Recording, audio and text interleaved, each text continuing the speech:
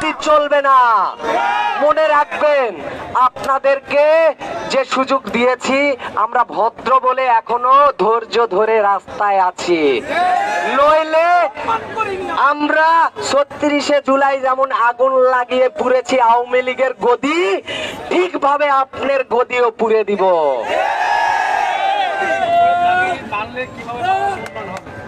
বাংলাদেশের উন্নয়ন কিভাবে হবে? আপনি ২০ বছর যাবত আপনি আনঅফিসিয়াল ফোন ব্যবহার করছেন, কি করছেন কিনা আনঅফিসিয়াল ফোন ব্যবহার করছেন।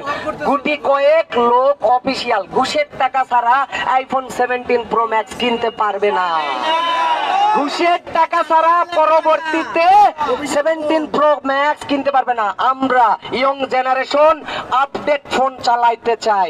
আমরা ওই যে ইনফিনিক্স টেকনোর 3rd ক্লাস ফোন চালাবো না। আমরা জনগণ আপডেট হতে চাই। আমরা জাপানকে ফলো করব, আমরা চায়নাকে ফলো করব, আমরা ইউএস কে ফলো করব, আমরা পার্শ্ববর্তী ফকিরকে ফলো করব না। আমরা আমাদের যৌক্তিক দাবি নিয়ে রাস্তায় নেমেছি। আমাদের পরিবার না খেয়ে আছে, আমরা রুডে এই যে আন্দোলন করছি। আমরা দেখেছেন কখনো এ যাবৎকালে মোবাইল ব্যবসায়ী বাংলাদেশে কোনো আন্দোলন করেছে? আমরা আন্দোলন করছি কেন? আপনি 16 কোটি থেকে 18 কোটি মানুষের পেটে লাথি মারছেন। তৈয়ব সাহেব, আপনি ভাইবেন না, আপনি দ্বৈত নাগরিক। আপনাকে আমাদের ফুটবলার দিয়ে লাথি মেরে দেশ থেকে বাইর করে দিব। আপনি গদিতে বসে মজায় মজায় খাবার খাবেন আর জনগণকে কষ্ট রাখবেন, তা হতে আমরা দিব না।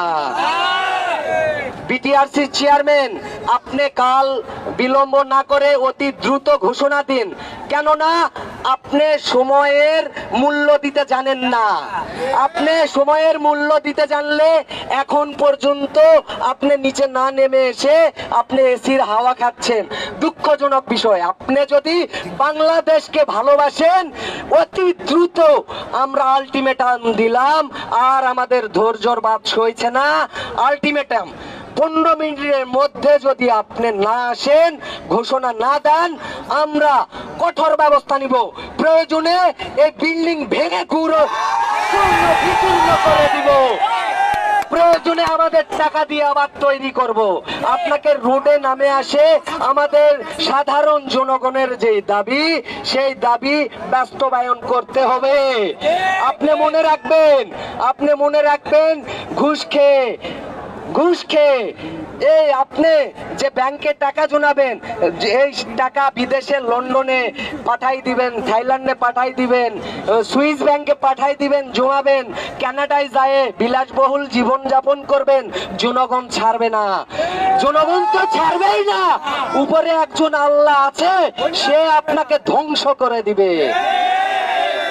ডক্টর ইউনূস স্যার, আপনার কাছে আবারও দাবি, বিশেষ দাবি। আমরা সাধারণ জনগণ, আমরা যৌক্তিক দাবি নিয়ে এসেছি। আমরা ট্যাক্স দিয়ে দেশকে উন্নত করব। আপনি এই আমাদের যৌক্তিক দাবি মেনে নিন। কমপক্ষে 1 বছর NIRC এটি বন্ধ করতে হবে এবং ব্যবসায়ীদেরকে সঠিক সমাধান দিতে হবে।